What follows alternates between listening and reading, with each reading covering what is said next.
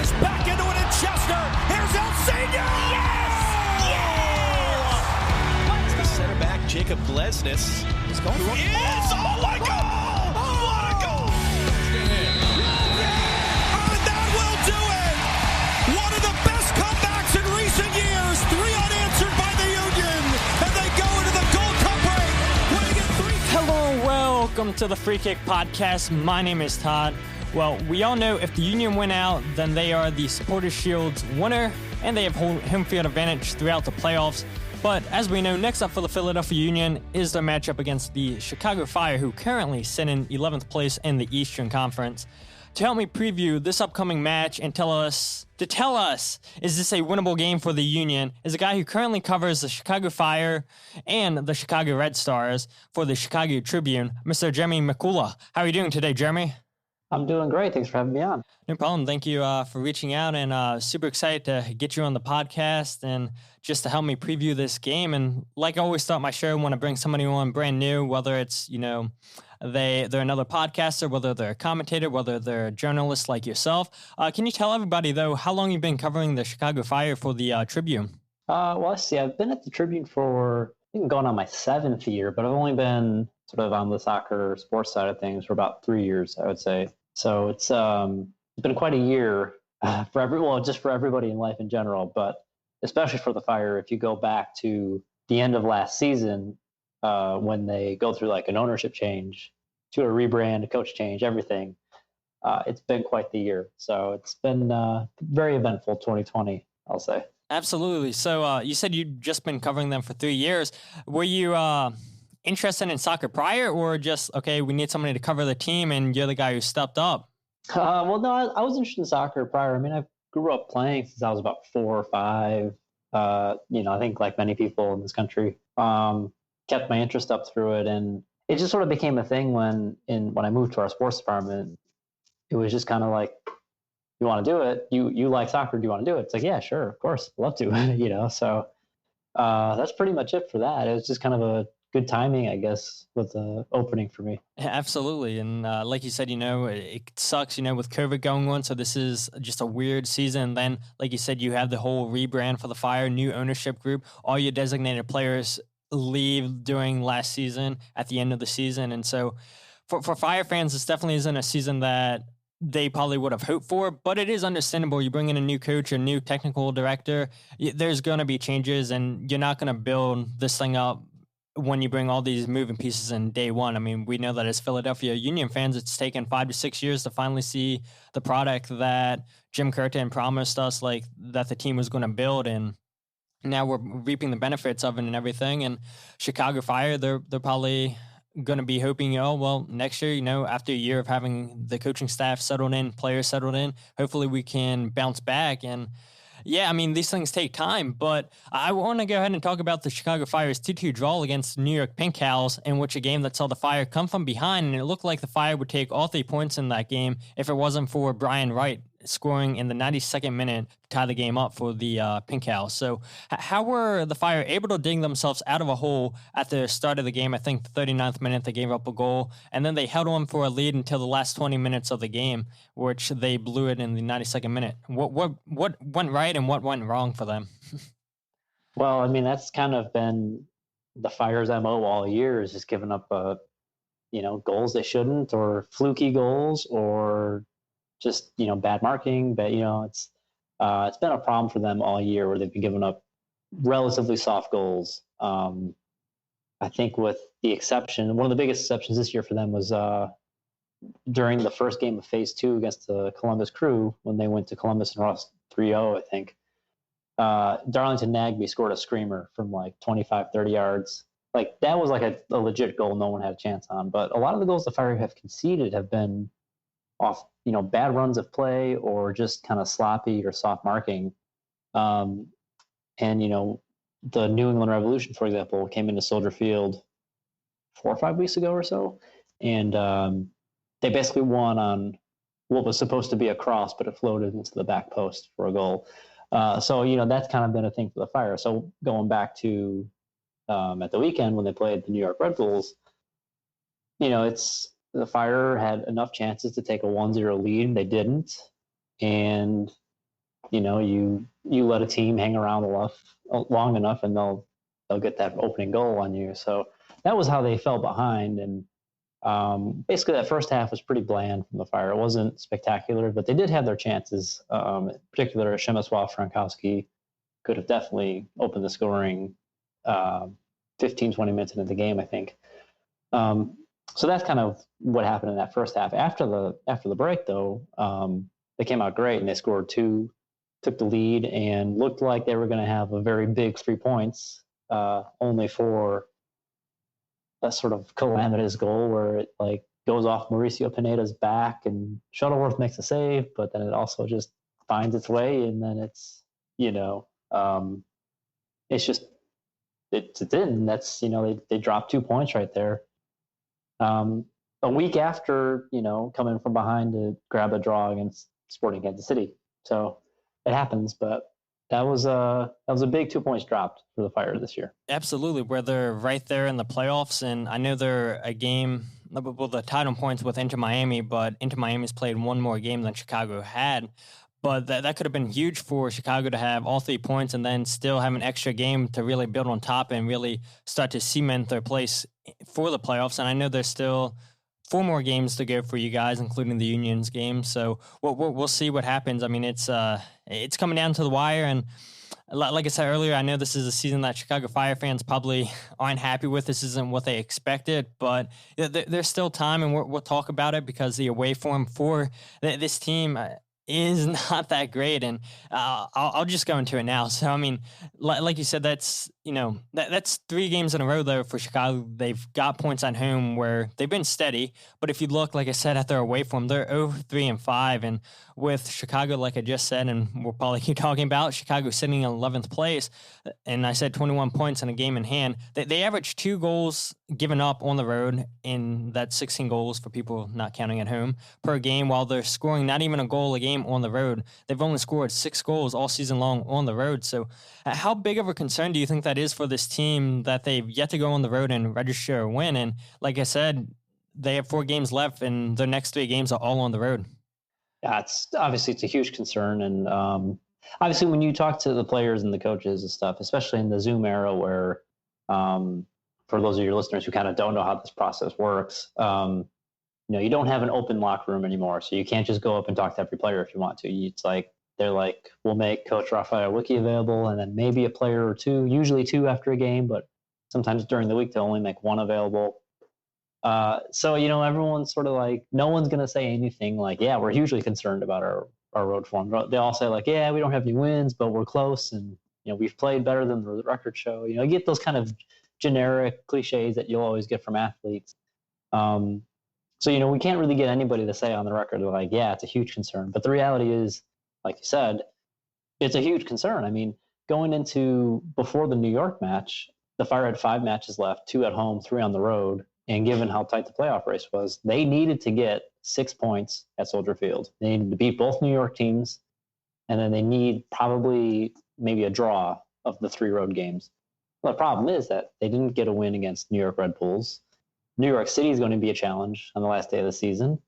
Philadelphia Union is one of the best teams in the East, if not in MLS.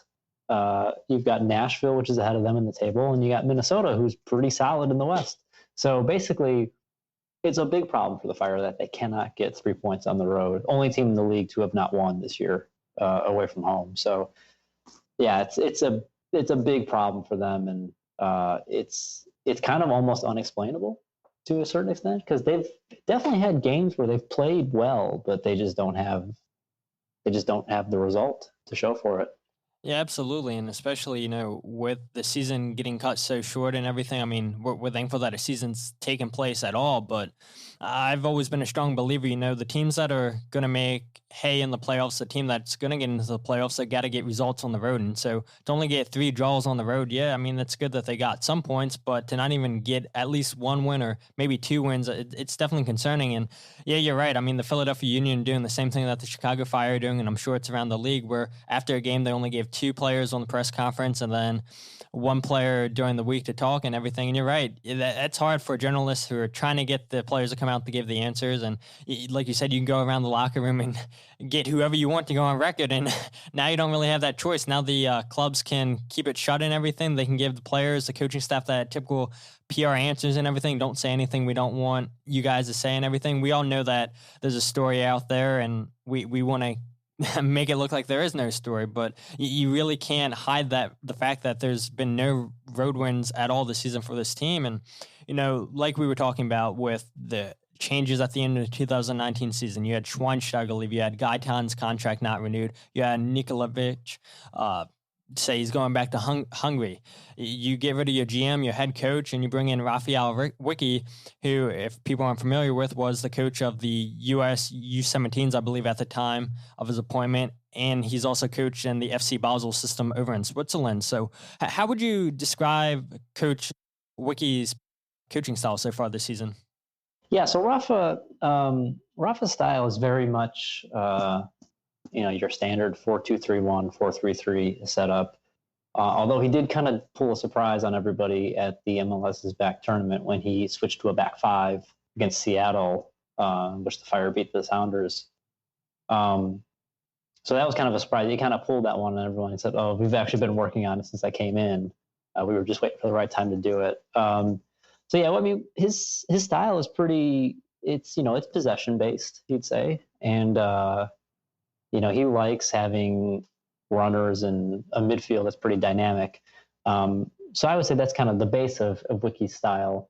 The one thing I would say is that, in a lot of games this year, the Fire have actually had the better share of possession, which is something that you have to go back quite a few years to find Fire teams that consistently had, more possession than their opponent. So there are little signs of progress here and there in this team, but very much it's really hard to say because Wicky's never had the full squad available. Because even once the tournament started, well, first of all, kind of go back to when all these changes occurred. So, I don't know how much, Union fans are aware of this, but the Fire kind of left everything very late this offseason. They don't make the move to fire Veljko Paunovic until late October, early November. They don't hire Georg Heitz, the sporting director, until right around Christmas time. And then they officially hired Wicky a few days after Christmas. And then preseason started early January. So they basically gave their new, their new brain trust, essentially, less than a month before preseason started to find players, build a squad, and establish tactics and things like that. So there was a lot of that going on. So that's kind of the beginning of it. So then you start the season March 1. You have 2 weeks of the season, and of course we have the massive coronavirus shutdown. But for those first 2 games, not everybody was available yet. Gaston Jimenez had one of the designated players at the Fire signed in the offseason. He had flown from Argentina in the middle of the week before the second game of the season. He came out in the second half. So he wasn't exactly integrated into the squad. So then you have this big shutdown. So, okay, now everyone is available. Guys like Luka Stojanovic and Boris Sekulic, other signings they had made in the offseason, those guys are available now finally. But you can't play, you can't practice, and you can't really work with them other than making sure they do fitness at home. And then you have, because of coronavirus, various Illinois restrictions that were a little bit more strict than some other states. So you had, for example, Atlanta going back to full team training a week or 2 before everybody else. You had Chicago not even able to do small group training sessions yet. So then then you go to the tournament, and at the tournament you lose Luka Stojanovic to an MCL injury. Second or third game, and he was one of their new signings, so we never got to see him. Johann Kappelhoff has been hurt since the shutdown. He came back briefly a few weeks ago, and then he had a setback on his injuries. So long story short, they haven't always had the full squad. And against New York, for example, Gaston Jimenez wasn't cleared from coronavirus protocols yet because he was playing for Paraguay internationally. So there's been a little problem getting the full squad available. But, that said, it's something every team is going to have to deal with too. So you always got to keep that in mind. Yeah, absolutely. And that's one thing that I've been saying on this podcast a lot of times is like, for the Union's case, a lot of these players that are on the team right now played with each other last year. Last year was the first season that a lot of these guys played together. They were really gelling last season, but now they come into a new season with coronavirus and everything. They already know how each other plays. They didn't bring in too many moving parts, so the team already knew the system they wanted to play, and so they already had that understanding how they wanted to play. And for a team like Chicago, where you need those training sessions, like you said, prior to going down to Orlando for the tournament, you couldn't get it. Where you see Orlando, you see into Miami, you see Atlanta, they're like, okay, you guys can go back to training like it's nothing. Where in Philadelphia, I know they left it kind of like to last minute too. And even in Philadelphia and Chester proper, they couldn't even train there. So they had to go to Delaware to do training and everything. But like I said, I mean, it was such a big help that the team that we have this year is the same team that we had last year. And these guys are used to playing with each other. They know the way that the team wants to play. And so that's, I think, a big part of why the Union are having such great success so far in the season. And I mean, it feels like, with only 20-something games played, it seems like there's so many more because we're used to getting 30-plus games a season, but we know the season's wrapping up. But who would I know you named a whole bunch of players, but who are some key players for Chicago that the Union fans should look out for? Well, I think Jimenez should be back. He should be available. So that's a big addition for the Fire. Obviously, he's the designated player. He's their holding mid. He's their number 6. So that's a key player. I would actually make the argument and say that his partner in midfield, Alvaro Madran, has probably been the Fire's best player this year. So it's kind of a funny thing about it is that he was signed last year at the end of the season on a TAM deal, and this was under former coach Veljko Paunovic, a former Union player, as you might remember, and former team president Nelson Rodriguez, back when Nelson was both the president and the GM. Now he's just the business president, essentially. So they had signed him, and this was sort of like a Paunovic guy, more or less. His style of play that he wanted. So long story short, Madran gets here. He plays like a closed-door friendly. He's at Soldier Field the day the Fire announced they're returning to the historic venue on the lakefront. And then, Paunovic gets fired. Heights comes in to replace Rodriguez in terms of soccer operations. Wicky comes in, and it ends up ironically being the case that of all the moves they made, the one they made under the old regime actually may have been one of their best. So, anyways, Madran he's just such a smart player. He's very good on the ball. He's got great range, passing range, awesome vision. He's really just a really skillful player, and a huge reason for the Fire, I think, being able to retain possession as well as they do. So he's definitely got to look out for. And then Robert Baric, the designated player, the number 9, he's been on a tear really last few weeks. So he's a guy that got 9 goals this year, which might not sound like a spectacular return for a DP, but considering that for a while he was the only healthy and available striker for the Fire, he played a lot of games when they were playing, kind of like they're doing now every Saturday and Wednesday. So he had a lot of minutes on his legs, and I think that kind of hurt his form a bit, but he's definitely another guy to watch out for. Yeah, definitely. I mean, he has 9 goals in 19 games, scored in back-to-back games against the Pink Owls and against Kansas City. And the Union have done a pretty good job containing big strikers all season long. And this is a guy who I am a little bit afraid of because, like you said, he's been on a tear the last couple of weeks. He's a pretty physical striker, and the Union, whether it's Busca, whether it's one of the strikers from New York Pink Cows. I mean, I say Busca because it seems like the Union have played New England like 25 times already this season, so it feels like that's the only team that we keep playing. So it is nice to finally get another team in here that we haven't seen all season long, and I'm not sure how much the Union know about these players because, like you said, Baric is a new DP striker. I'm sure, they're doing their due diligence, watching tape and everything, seeing how he plays. And I'm not sure how similar his playing style is to Busca, even though they're both tall, they both play as a single striker. But, the Union, if they want to win this game, they've got to contain Robert Barrich.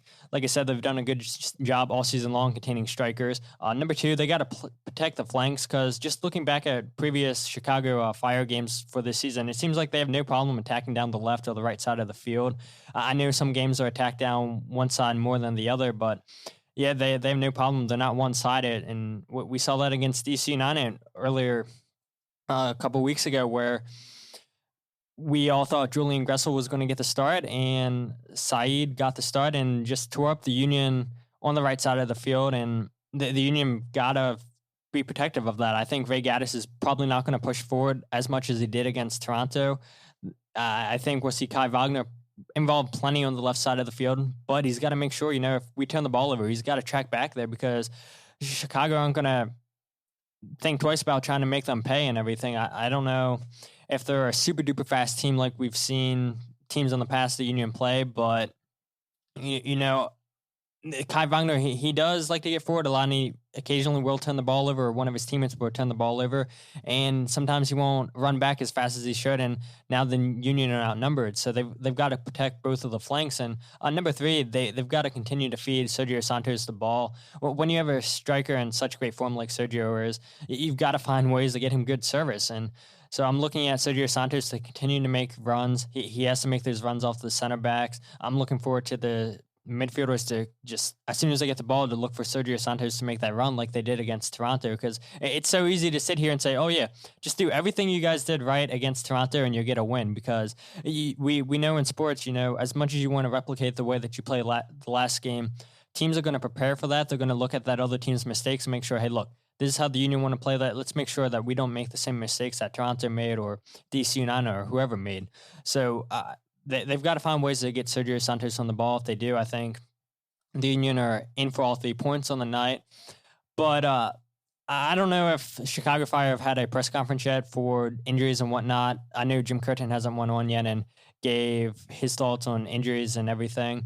But with all that said, what are you looking forward to right now as a starting formation, or is that too hard for you to tell with it being a midweek game?